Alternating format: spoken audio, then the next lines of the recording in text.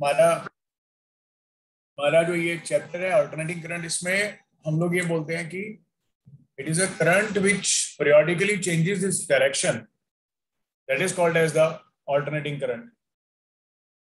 For example, हमारे पास यहाँ पे टाइम है और 0 से लेके t/2 तक आई नॉट करंट है, और t/2 से t तक माइनस आई नॉट है, फिर t से 3t/2 आई नॉट है, फिर ये 3t/2 से 2t फिर से माइनस आई नॉट है। तो पीरियोडिकली हाफ टाइम के लिए पॉजिटिव करंट रह रहा है और अदर नेक्स्ट हाफ के लिए नेगेटिव रह रहा है। और ये जो शेप बनी है इसका नाम होता है स्क्वायर फॉर्म। ये होता है square wave form, square wave form.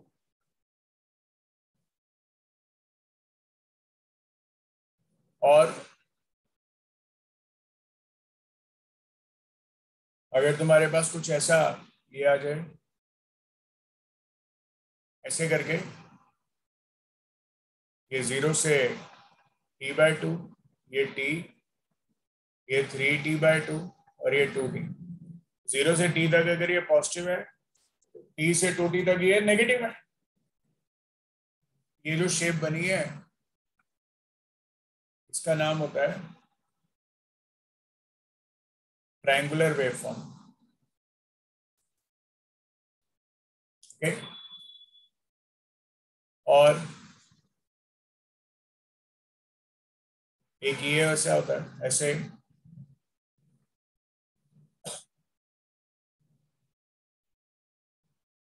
ऐसे। उसका नाम, यहाँ पे नो डाउट तुम्हारे पास करंट है, यहाँ पे टाइम है, उसका नाम तुम कहते हो सॉ टूथ फॉर्म।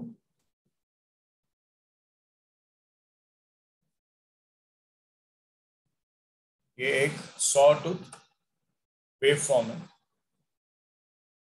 ये एक सॉ टूथ वेव फॉर्म है। और अगर तुम्हारे पास कुछ ऐसे आ जाए,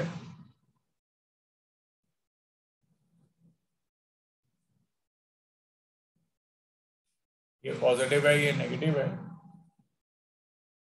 तो इसको साइनोसॉइडल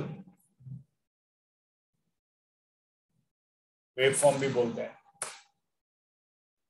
इसको साइनोसॉइडल वेव फॉर्म भी बोलते हैं। ठीक है, साइनोसॉइडल वेव फॉर्म भी इसको बोलते हैं। इसमें साइन आ जाए, करंट की वैल्यू साइन में लिखी जाती है, I is equal to I naught sine omega T. इनके ऊपर वाले भी की भी कोई ना कोई इक्वेशंस होती हैं, पर वो हम लोग लेटरली डिस्कस करेंगे, बाद में करेंगे डिस्कस वो। ठीक है, कैसे इक्वेशन दी होती है, कैसे हम लोग उनको लिखते हैं। देखो, अब हम लोग लिखते हैं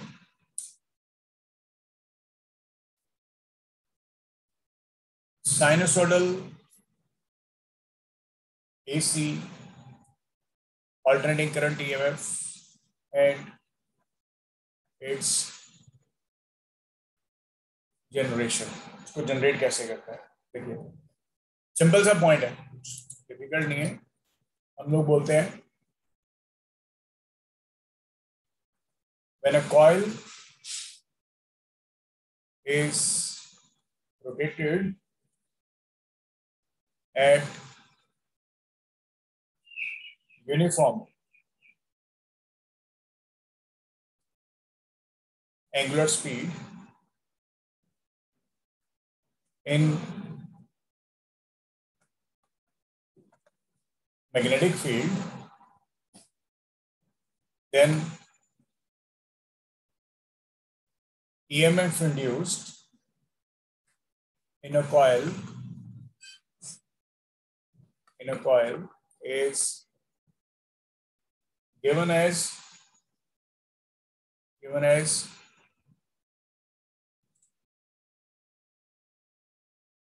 is given as the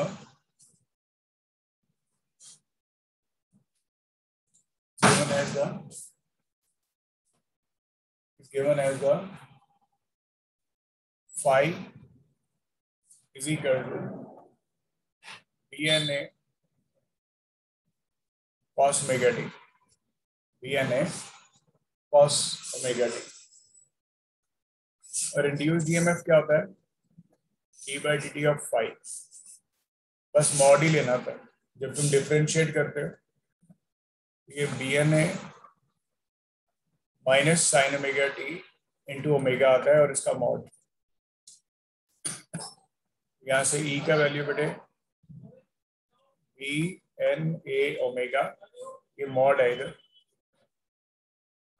into sine omega T. और बेसिकली तुम इसी टर्म का नाम E नॉट रखते हो. यहाँ से तुम्हारे पास E का वैल्यू आ गया E naught sine omega T, और ये E नॉट है basically. E naught is called as the maximum EMF.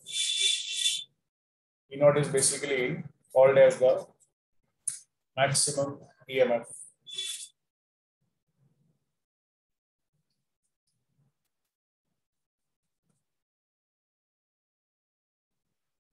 Okay. अब E नॉट का नाम मैक्सिमम EMF या पीक वैल्यू भी बोल देते हैं इसको. Peak value. ओके. अब देखो, अब मैं तुम्हें थोड़ा फंडामेंटल शेयर करता हूँ. एवरेज वैल्यू का मतलब क्या होता है? Average value of an AC. Average value of an AC क्या रहता है? देखिए, as average current in a circuit, average current का जो वैल्यू रहता है वो कुछ delta Q by delta T रहता है. Delta Q by delta T रहता है. मान लो तुम्हारे पास ये कोई ग्राफ है जिसमें तुम यहाँ पे करंट, यहाँ पे टाइम लिख रहे हो, और तुम्हारे पास ऐसे ये वैल्यूज आ गए. ये T1 से T2 तक तुम्हें एवरेज बोला गया. ये सारा ग्राफ का एरिया आ जाएगा. सारे ग्राफ का एरिया आ जाएगा. इस वजह से जब तुम एवरेज करंट निकालना चाहोगे इस ग्राफ से, तुम बोलोगे कि एवरेज करंट निकालना चाहते हो तो total charge by total time लिखो. Total charge is nothing but integral sign I D T. क्योंकि ये जो करंट है इसका कोई ना कोई फंक्शन होगा ना, फंक्शन ऑफ टाइम होगा. आई डी टी टोटल करंट आएगा, इंटरवल का वैल्यू आई T1 से T2 bye delta T. Delta T यहाँ पे क्या आ जाएगा? T2 minus T1. T2 minus T1. ये तुम्हारे पास एवरेज करंट का वैल्यू आ जाएगा. This is the average current. This is the average current.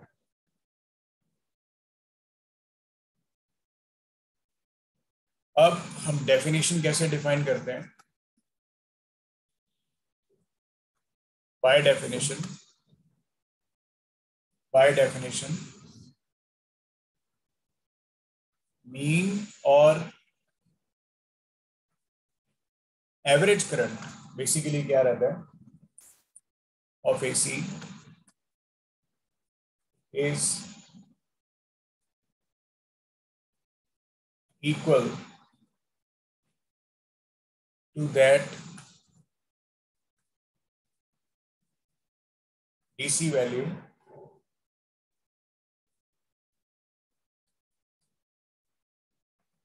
due to which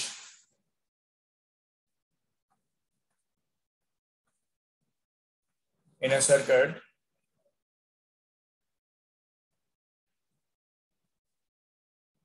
some charge flows which flows due to alternating current in the same duration. इसका meaning क्या है मैं तुम्हें बताता हूँ। इसका मीनिंग क्या है कि तुमने एक ऐसे इंटरवल लिया टाइम का t1 से t2 और ये इंटरवल में तुमने कोई चार्ज निकाल दिया Q। अब तुमने एक और इसका करंट आया I। अब तुमने एक करंट I एवरेज देखा ये ऐसे और I एवरेज के लिए तुमने इंटरवल भी लिया t1 से t2 और ये एरिया आया और ये एरिया का जो वैल्यू आएगा वो भी इसी के बराबर आएगा। तो ये दोनों क्या होंगे इक्वल, दोनों क्या होंगे इक्वल। ये बेसिकली कांस्टेंट करंट है। तो कांस्टेंट करंट कौन सा होता है डीसी। तो तुम ये बोलते हो कि एवरेज करंट वो करंट होता है ऑल्टरनेटिंग करंट का एवरेज करंट वो करंट होता है जो कुछ अमाउंट ऑफ चार्ज भेजता है और वही चार्ज अगर एक कांस्टेंट करंट भेजे तो वो जो चार्ज की वैल्यू आएगी वो उतनी आएगी जो पहले वाले की है और जो करंट आएगा उसका नाम तुम एवरेज करंट लिख दोगे। एग्जाम्पल के तौर पे मैं तुम्हें एक और बताता हूँ। जैसे एक हम बोलते हैं कि एक बॉडी है वो 10 मीटर पर सेकंड के साथ गई, फिर उसकी स्पीड 5 होगी, फिर 15 होगी, कुछ ऐसा चलता रहा और ये यहाँ से यहाँ तक का दूरी जो है 500 मीटर है और ये बॉडी को यहाँ से यहाँ तक पहुँचने में मान लो 10 सेकंड लगे। तो पर ये बॉडी जो थी ये ये वेरिएबल स्पीड के साथ जा रही थी। पर एक साइमल्टेनियसली एक और बॉडी ने अपनी जर्नी शुरू किया, उसने भी सेम डिस्टेंस ही कवर करना था सेम टाइम में, पर ये इसने स्पीड अपनी कांस्टेंट रखी। अब यही कांस्टेंट स्पीड वाले का नाम तुमने रख दिया, इसका नाम एवरेज स्पीड। तो एवरेज स्पीड का मतलब इसको उतना ही टाइम उतना ही डिस्टेंस कवर करने में लगेगा जितना एक बॉडी वेरिएबल स्पीड के साथ जा रहा है। तो जब तुम वेरिएबल वाले की एवरेज निकालोगे तो वो एवरेज वैल्यू का जो वैल्यू रहेगा वो यही आएगा हमारे पास। क्लियर हो गया?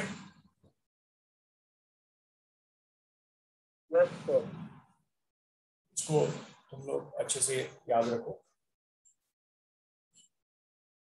That is called as average value. इस वजह से तुम्हारे पास कभी भी कुछ एवरेज अगर करंट के लिए आएगा तो तुम बोलोगे integral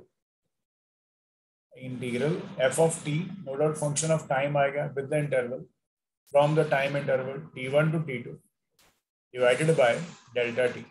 delta T is nothing but t2 minus t1, the time interval, nothing but the time interval, which is like what? The t2 minus t1. अब सिमिलरली बेटे हमारे पास एक वर्ड आता है जिसका नाम होता है RMS। RMS बोले तो रूट मीन स्क्वायर, इसको बोलते हैं रूट मीन स्क्वायर, इसको बोलते हैं वैल्यू ऑफ ऑल्टरनेटिंग करंट। अब ये रूट मीन स्क्वायर का मीनिंग क्या होता है मैं तुम्हें बताता हूँ।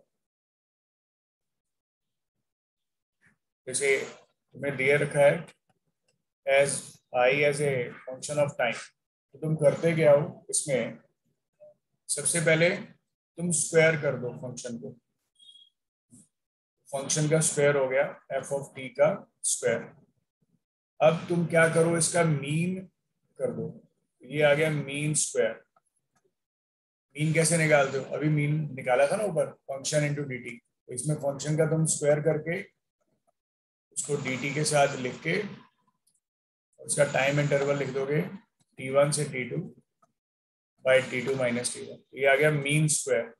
अब क्या कर दोगे, इसका रूट कर दोगे, ये बन जाएगा रूट मीन स्क्वायर। बोले तो ये जितना वैल्यू लिखा है उस सारे का square root. F square T D T integral sign T1 से T2 bye T2 minus T1। तो ये इसका नाम तुम रखते हो रूट मीन स्क्वायर। तुम ये चीज बिल्कुल कॉन्सेप्ट वाइज याद रखो। जब तुम्हें बोला जाएगा root mean square of the current क्या है, तो तुम बोलोगे सारे का स्क्वायर रूट, मतलब उल्टा बोलते हैं ना। फिर फंक्शन का जो हमने स्क्वायर किया है dt from the interval t1 to t2 by the interval t2 minus t1। मतलब जब भी तुम्हें रूट मीन स्क्वायर निकालना है तो हमेशा ऐसे ही निकालना है। Is it clear?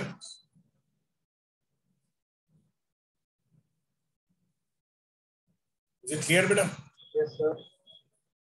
ठीक है, तो ये रूट मीन स्क्वायर निकालने का मेथड है। ठीक है, मैं तुम्हें थोड़ा सा फिर से इसका फॉर्मूला शेयर कर रहा हूँ।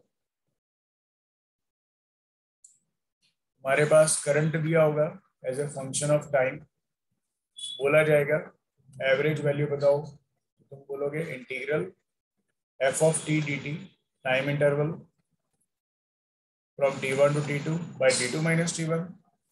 बोला जाएगा आई आर एम एस बताओ क्या है, तुम बोलोगे I R M S is nothing but is equal to integral F of T का square D T by integral t2 minus t1 from t1 to t2 और इस सारे का स्क्वायर रूट, इस सारे का स्क्वायर रूट। ये रिजल्ट आ गया। ठीक है,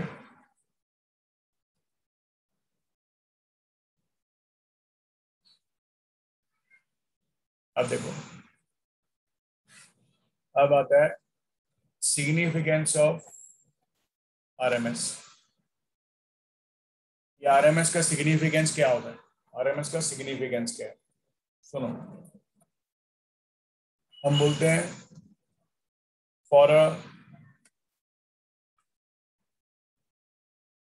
time varying current, for a time varying current IAC, which is a function of time, the total heat produced, इसमें हीट प्रोड्यूस का कॉन्सेप्ट आता है। The total heat produced, no doubt इसको resistance के थ्रू पास करना है। So when it pass through a resistance R in time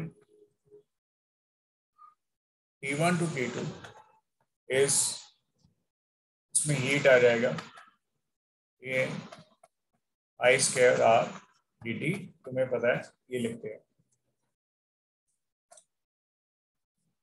ये आता है।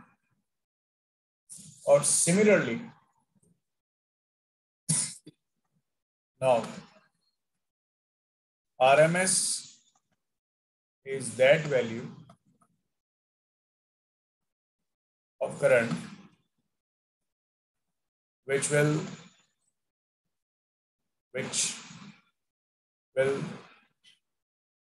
produce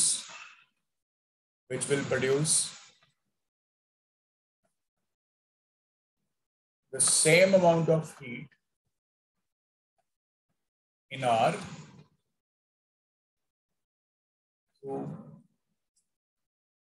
same interval T1 to T2, मतलब उसका भी वही आएगा। तो हीट लेटेड भी H2 अगर आएगा तो तुम बोलोगे I square RMS R dt है, R और टाइम इंटरवल लिख दोगे T2 minus T1।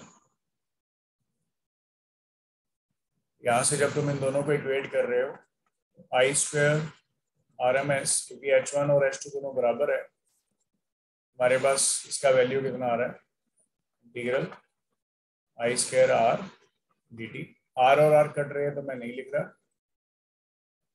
Divided by time interval, जो ये वाला था इधर आया था, इधर आके डिवाइड कर दिया मैंने। तो ये IRMS आ गया, इसका IRMS का स्क्वायर रूट कर दो, ये वही फंक्शन आ गया जो अभी लिखवाया था मैंने।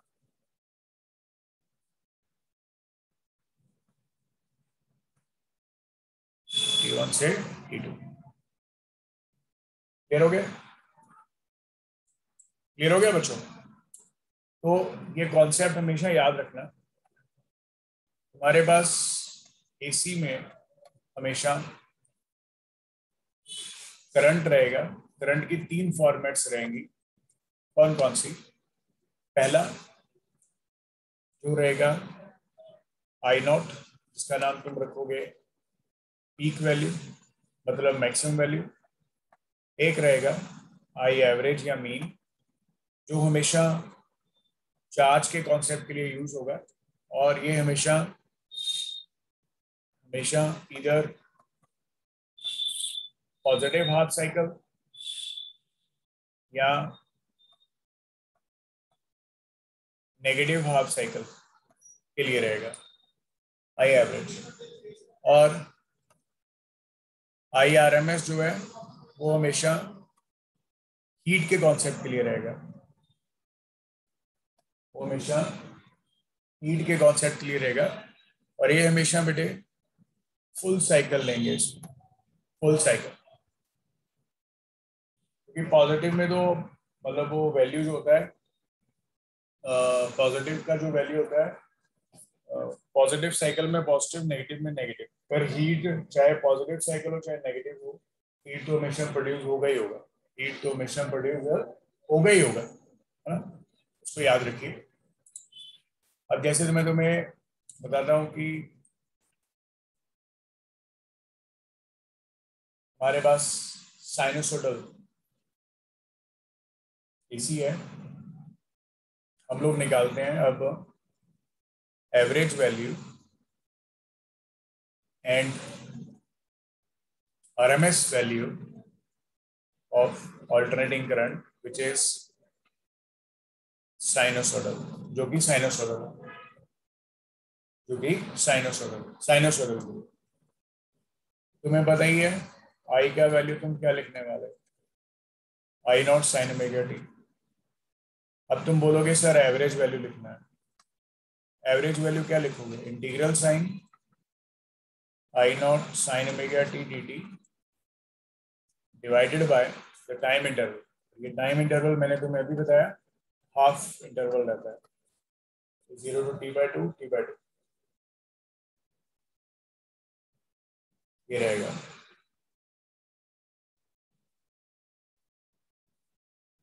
जब तुम इसको सॉल्व करोगे, I naught two I naught by T integral sine omega T D T from 0 to t/2।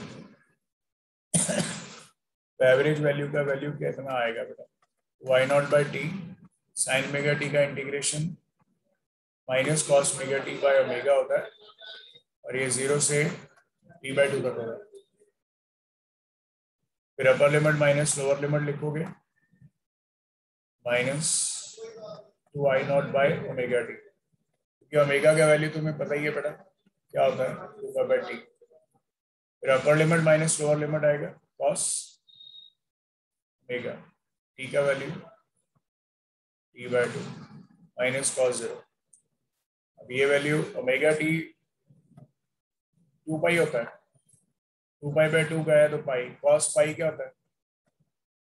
-1। -1 कितना हो गया? -2 प्लस हो गया वो। यहाँ पे वैल्यू पुट कर दो, वो आ गया 4I0 by omega T. What is omega t? It is 2 pi. You are getting 2I0 by pi. So this is the relation between the average current and the peak value. This is the relation between the average current and the peak value. ये इसका result, ठीक है। इन the same वे हमारे पास आएगा RMS value. In the same way बेटा हमारे पास आएगा RMS value, root mean square. RMS value तुम्हें बताया ही है हीट के लिए होता है, और RMS अगर निकालना चाहते हो कैसे निकालते हैं? सारे फंक्शन का स्क्वायर रूट और आई का वैल्यू तुम फंक्शन ऑफ टाइम की टर्म में I naught sine omega T लिखोगे, integral I D T from t1 to t2, और इसका स्क्वायर है divided by t2 minus t1। ये हमारे पास है इसका, ये हमारे पास इसका रिजल्ट है। तो इस वजह से जब तुम I R M S word लिखने वाले हो तो ये सारे का स्क्वायर रूट, आई का स्क्वायर कितना आएगा, I naught square sine square omega T D T from t1 to t2। और यहाँ पे टाइम इंटरवल जो आएगा वो 0 से t आएगा, मैंने तुम्हें बताया। यहाँ से ये आ जाएगा 0 से t डिवाइडेड बाय 0 से t है, तो इंटरवल कितना आया, t माइनस 0 t आया, ये t आ गया। बस अब मैं तुम्हें इसको सॉल्व करवाने वाला हूँ। तो आई आर एम एस कितना आ गया, सारे का स्क्वायर रूट, आई स्क्वायर है t है बाहर आ गया, I naught square by T, integral में क्या रह गया, sine square omega T D T, और ये 0 से t। अब मैं तुम्हें थोड़ा सा तुम्हारे लिए नया मैथमेटिक्स है, सभी के लिए जिन्होंने डिफरेंशिएशन नहीं किया या इंटीग्रेशन नहीं किया, मैं तुम्हें यहाँ पे सॉल्व करके दिखा रहा हूँ। कभी भी साइन स्क्वायर ओमेगा टी की इंटीग्रेशन नहीं होती, उसको हमेशा चेंज करना होता है। तो कौन सा फॉर्मूला यूज करते हो, 1 minus cos 2 omega T by 2 into D T, ये फॉर्मूला होता है बेटा। 1 minus cos 2 theta is 2 sine square theta, और यहाँ पे नो डाउट थीटा की वैल्यू कितनी है, ओमेगा टी। अगर साइन स्क्वायर थीटा लिखोगे तो 1 minus cos 2 omega T by 2, इसका टाइम इंटरवल 0 से t, बस आंसर निकाल दो। 1/2 बाहर आ गया, integral sign D T minus cos 2 omega T D T, ये आ गया, और ये टाइम इंटरवल 0 से t। जब तुम इसको सॉल्व करते हो ये 1/2 ये t आ जाता है। अभी मैं तुम्हें इसको लिख लो कॉपी पे साइड में, इसको बाद में खुद भी प्रूव करके देखना। cos 2 ओमेगा टी ये 0 आता है, जब 0 से t तक लिखा जाता है ये 0 आता है। प्रूव करके देख लेना कैसे है खुद से, ठीक है, मैं बाद में बता दूंगा। और अभी अभी के लिए याद रखो ये 0 होता है, ये t आ गया। उस वजह से तो जब तुम यहाँ पे वैल्यू पुट कर दोगे t/2, तो तुम्हारे पास आई आर एम एस किसके बराबर आ गया, वो आ गया square root I naught square by T into t/2। Solve किया, I naught by square root, T और टी कट गए। इस वजह से तुम्हारे पास आई आर एम एस की value I naught by square root 2 आएगी, इसको याद रखो। क्लियर हो गया बच्चों, बच्चों क्लियर हो गया सभी को।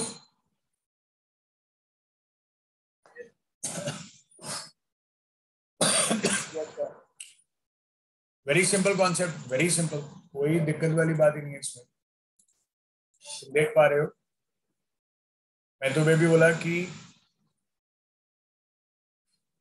आई एवरेज का जो वैल्यू रहता है वो 2I0/पाई रहता है। बेसिकली आई एवरेज जो करंट होता है ये बेसिकली तुम्हारे पास चार्ज के लिए होता है,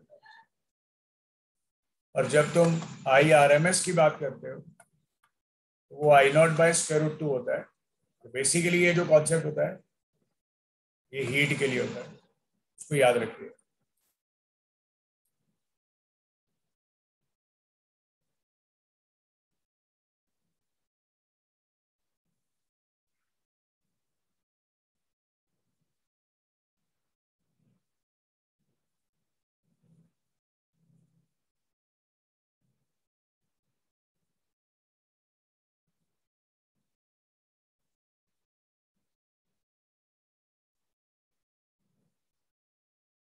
इसको याद रखिएगा, ठीक है। यहां तक बेटा कोई डाउट या क्वेरी है तो बता दो, इसमें कोई डाउट?